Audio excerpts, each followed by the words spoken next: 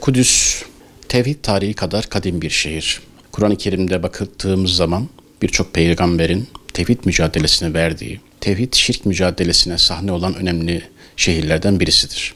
Kudüs'le alakalı verilen isimlere bakıldığı zaman genellikle barış ve kutsallığı ifade eden ifadeler söz konusu olmuştur.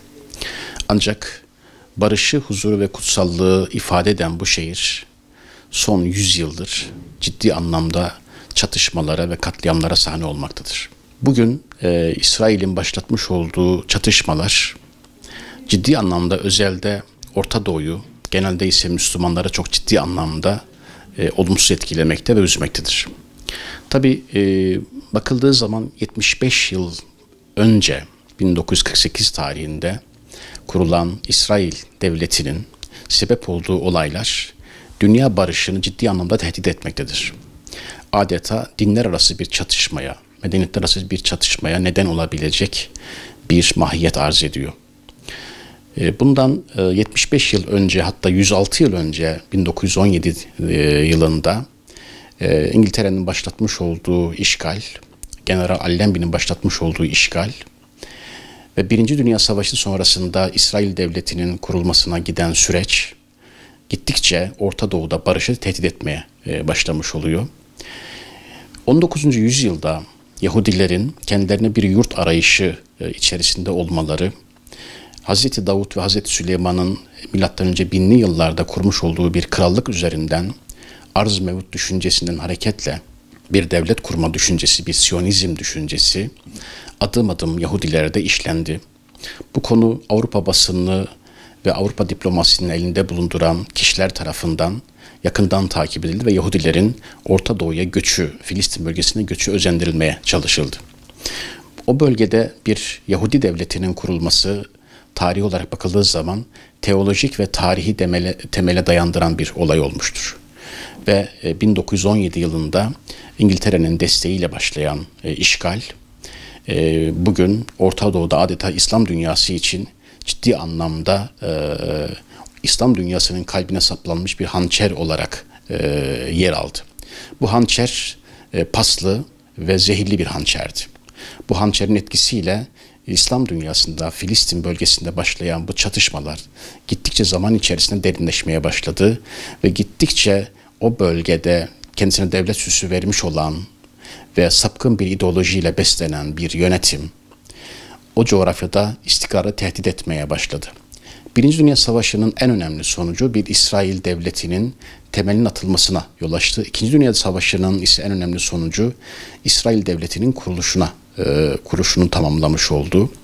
Bugün İsrail'in sebep olduğu olaylar, katliamlar, ablukalar, bombardımanlar, üçüncü bir dünya savaşını tetikleyebilecek bir boyutta gelmiştir. Çünkü Akdeniz'e yığınak yapan devletlere baktığımız zaman Çin'in, Rusya'nın, Amerika'nın ve Avrupa devletlerinin burada bulunduğunu görüyoruz. Dolayısıyla bu hadise kısa vadede Müslümanların lehine çözülmeyecek gibi görünüyor. Çözülebilmesi için İslam dünyasındaki tarihi aktörlerin, devlet başkanlarının, yönetimlerin, halkların aynı uygulamayı gerçekleştirmesi gerekiyor. Aynı inanca sahip olan insanlar aynı hedefe yönelmediği sürece, kalplerini ve kılıçları aynı hedefe yönelmediği sürece, ortak bir ekonomik program, ortak bir siyasi duruş, ortak bir bilinç inşa edilmediği sürece, günübirlik bir değişken politikayla bunun kalıcı çözüme ulaşması çok mümkün gözükmemektedir.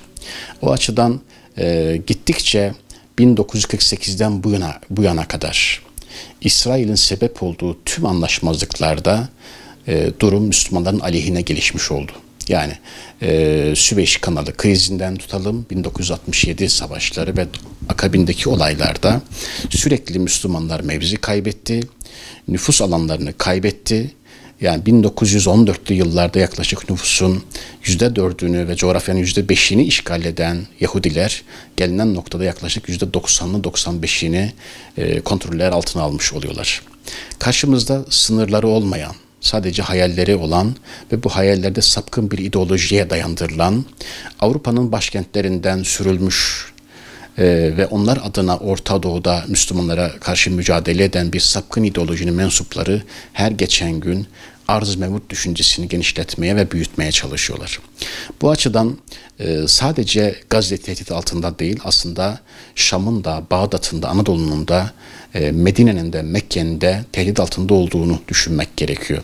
Çünkü karşımızdaki mücadele eden kişinin ya da kişilerin hiçbir kutsal tanımadığını, kendi güvenlik kaygısı, psikolojisi üzerinden sürekli olarak dünyanın en gelişmiş silahlarını, dünyanın en büyük devletlerinin de arkasına almak suretiyle mücadele ettiğini görmekteyiz.